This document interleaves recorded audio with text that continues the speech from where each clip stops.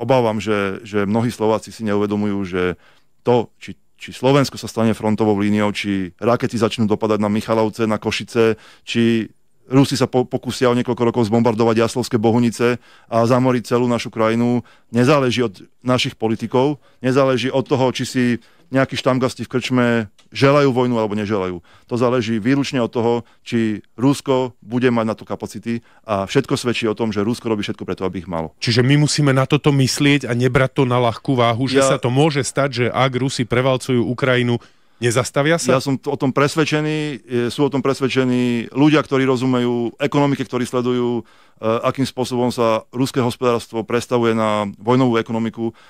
Ľudia, ktorí vidia, čo sa deje, všetci hovoria, že spôsob, akým Rusko dnes zbrojí, spôsob, akým sa Rusko dnes pripravuje, je jasné, že to tam nie je len o Ukrajinu. Keď je to Putin dnes dostal hospodárstvo svojej krajiny do stavu, v ktorom evidentné, že ráta s vojnou na najbližších 10, možno 15 rokov.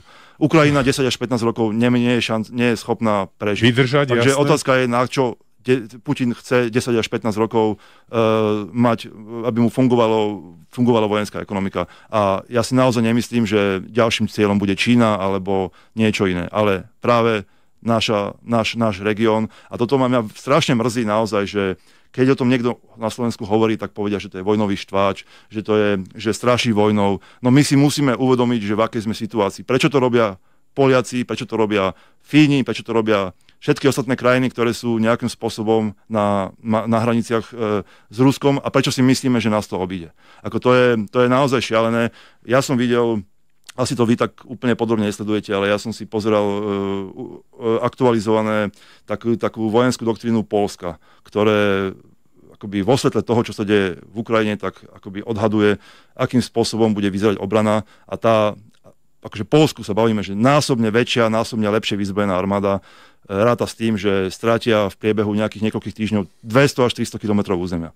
A tak si predstavte, že akoby prešli cez nás, keď s týmto Rusi, Poliaci dnes úplne triezvo rátajú. Dajte posledný komentár, poslednú vetu k tomu, lebo už nestihneme tú mierovú konferenciu. Máme nejakú možnosť, aby sme nedovolili ten stav, že Rusi zaútočia? No v prvom rade to je to, čo je najdôležitejšie na Slovensku, pretože my sme v tomto úplne niekde inde, ako všetci ostatní, ktorí vedia, čo sa deje, že mentálna zmena, že my si naozaj musíme uvedomiť, že my môžeme byť veľmi rýchlo ohrození, my veľmi rýchlo môžeme byť presne títo mladí chalani, ktorí v Ukrajine musia ísť na front, že to môžu byť o chvíľku slovenskí ľudia. Či sa nám to páči alebo nie, či máme provojnovú alebo protivojnovú vládu, proruskú alebo protiruskú, pretože to bude úplne jedno.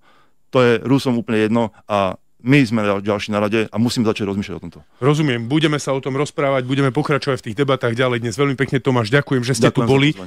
Budem rád. Dúfam, že som vám nepokazil deň. Treba si hovoriť pravdu, tak to je. A aj kvôli tomu tu sme, aj